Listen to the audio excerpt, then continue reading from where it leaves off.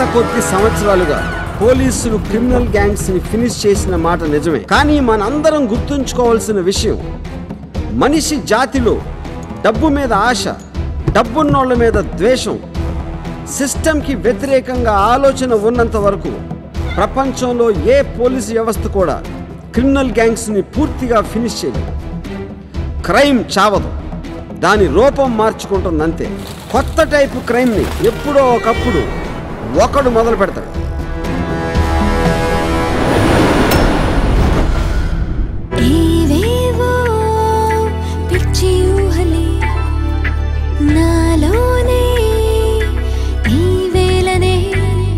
నా దగ్గర అప్పుడప్పుడు నువ్వేమన్నా దాస్తావా?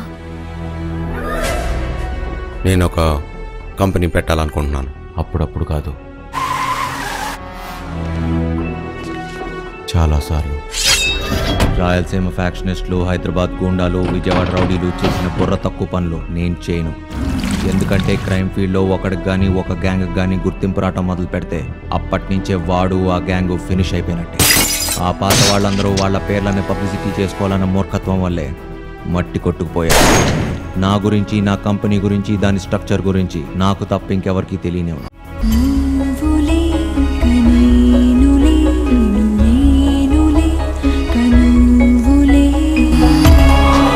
ఏదేవైనా నీకు మాత్రం ఎప్పుడు ఏమీ జరగదని మాటివ్వు. నిలబెట్టుకోలేని మాట నేను ఇవ్వలేను చిత్ర. ప్లాన్ ఏంటి? సిటీలో ముగ్గురిని చంపడానికి అరేంజ్ చేశాను.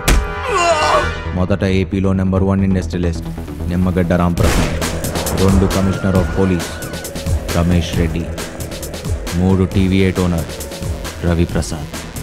ఈ ముగ్గురిని చంపడానికి షూటర్స్ ఎక్కడి నుంచి తీసుకొస్తావు? నా కంపెనీలో షూటర్స్ ఉండరు.